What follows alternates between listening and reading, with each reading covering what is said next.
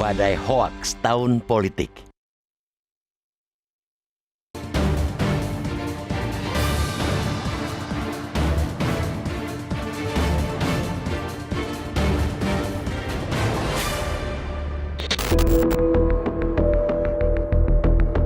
Dari berbagai pemilu, baik dalam dan luar negeri, harga akibat hoaks bisa sangat mahal. Sementara luka politik mungkin bisa dipulihkan dengan strategi-strategi koalisi. Tidak demikian dengan luka sosial. Tidak sedikit masyarakat yang terus terjebak kebencian dan curiga gara-gara hoaks pemilu.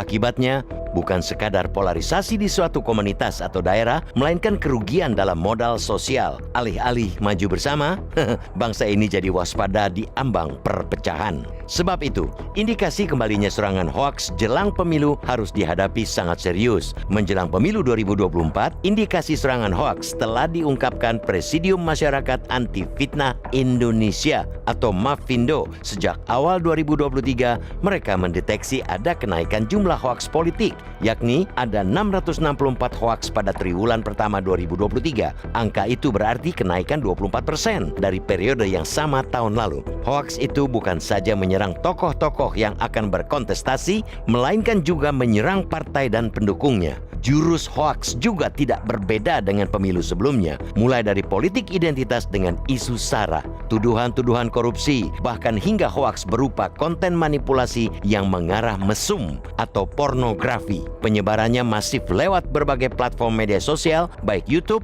Facebook, maupun TikTok. Kecenderungan itu sesungguhnya serupa dengan yang terjadi sebelum pemilu 2019, di mana hoaks mulai membanjir sejak Agustus tahun sebelumnya. Dengan pengalaman-pengalaman itu, maka antisipasi kali ini harus lebih baik.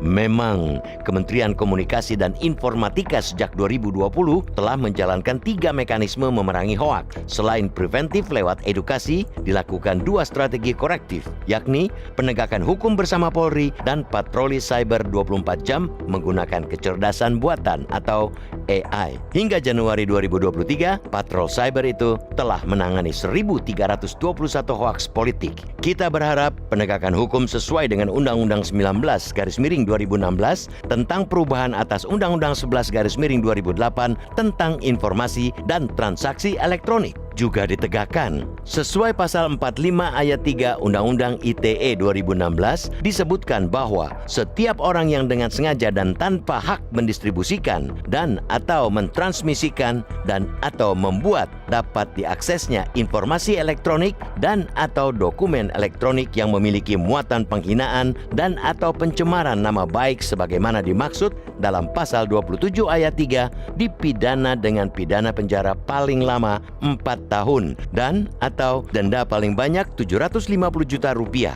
Betul pula bahwa penerapan Undang-Undang ITE 2016 jangan sampai dijadikan alat pemasung kebebasan berpendapat. Namun demikian, sudah saatnya perang terhadap hoaks menjadi lebih serius dengan penggunaan segala instrumen hukum yang ada. Penegakan hukum itu berarti pula tanpa tebang pilih, termasuk terhadap para politikus. Sebab nyatanya, meski tidak terang-terangan menyebarkan berita atau informasi palsu atau tiruan, banyak politikus yang dengan entengnya membuat pernyataan menyesatkan ataupun dengan koneksi yang salah. Hal-hal tersebut jelas masuk dalam kategori hoaks dan sebab itu harus pula ditindak sama seperti hoaks lainnya. Bahkan semestinya, para politikus yang menyebarkan hoaks harus menjadi sasaran utama penegakan hukum. Sebab, sebagaimana hasil survei dan polling Indonesia atau SPIN tahun lalu, sebanyak 20,2% masyarakat meyakini jika sikap politikus menjadi faktor dominan yang menyebabkan polarisasi pemilu. Peran mereka lebih besar ketimbang pemengaruh atau influencer dan pendengung atau buzzer. Sebelum hukum menjerat para politikus penyebar hoaks itu, sepantasnya masyarakat juga membuat filter sendiri. Masyarakat harus mencoret mereka dari pilihan pemimpin. Masyarakat pantas memusuhi politikus hoaks karena merekalah sebenarnya pengkhianat demokrasi. Bahkan tanpa menjadi pemenang pun, mereka sudah bisa membuat kerusakan dengan menambah luka politik dan sosial.